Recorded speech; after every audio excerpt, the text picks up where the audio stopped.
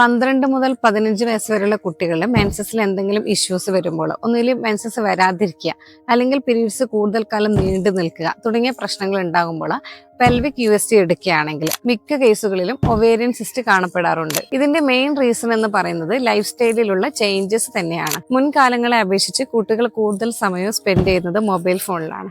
അതുകൊണ്ട് തന്നെ ഓടുക, ചാടുക, സ്കിപ്പിംഗ് പോലുള്ള ഫിസിക്കൽ ആക്ടിവിറ്റീസ് മിക്ക കുട്ടികളിലും കുറവാണ്. മാത്രമല്ല, ലേറ്റായി ഉറങ്ങുന്നതും വീട്ടിൽ നിന്ന് കഴിക്കുന്ന ഫുഡിനേക്കാളും കൂടുതൽ അവര് ജങ്ക് ഫുഡുകളും ഫ്രൈഡ് ഐറ്റംസും കഴിക്കുന്നതും ഒവേറിയൻ സിസ്റ്റ് ഉണ്ടാക്കുന്നതിന് പ്രധാന കാരണമാണ്. ഇത്തരം ലൈഫ് സ്റ്റൈലിൽ ഉണ്ടാകുന്ന ചേഞ്ചസ് തന്നെയാണ് 12 മുതൽ 15 വയസ്സ് വരെയുള്ള കുട്ടികളിൽ PCOD വരാനുള്ള പ്രധാന കാരണം എന്ന് പറയുന്നത്. ഇപ്പൊ മിക്ക കുട്ടികളിലും പ്യൂബേർട്ടി നേരത്തെയാണ് ആരംഭിക്കുന്നത്. 10 വയസ്സാകുമ്പോൾ തന്നെ കുട്ടികൾക്ക് മെൻസസ് സ്റ്റാർട്ട് ചെയ്യുന്നതായി കാണാം. അതുകൊണ്ട് തന്നെ ഈസ്ട്രജൻ, പ്രൊജസ്ട്രോൺ എന്നീ ഹോർമോണുകളിൽ ഇംബാലൻസ് ഉണ്ടാവുകയും പുരുഷ ഹോർമോണായ ആൻഡ്രോജന്റെ അളവ് കൂടുതലായി കാണപ്പെടുകയും ചെയ്യാം. ഇത് irregular periods, acne, hirsutism, weight gain പോലുള്ള അവസ്ഥയ്ക്കും കാരണമാകാം. ചിലരിൽ പാരമ്പര്യമായും PCOD കണ്ടുവരാറുണ്ട്. കുട്ടികളിൽ മെൻസസ് റെഗുലർ അല്ലാതെ വരികയോ കൂടുതൽ കാലം നീണ്ടു നിൽക്കുകയോ അമിതമായ ക്ഷീണം, പെട്ടെന്ന് വെയിറ്റ് കൂടുക തുടങ്ങിയ ലക്ഷണങ്ങൾ കാണിക്കുകയാണെങ്കിൽ പെട്ടെന്ന് തന്നെ ഒരു ഡോക്ടറെ കണ്ട് ഏർലി ട്രീറ്റ്മെന്റ് പ്ലാൻ ചെയ്യുകയാണെങ്കിൽ PCOD വഴി വരുന്ന കോംപ്ലിക്കേഷൻസ് ഒരു പരിധിവരെ കുറച്ചു കൊണ്ടുവരാവുന്നതാണ്.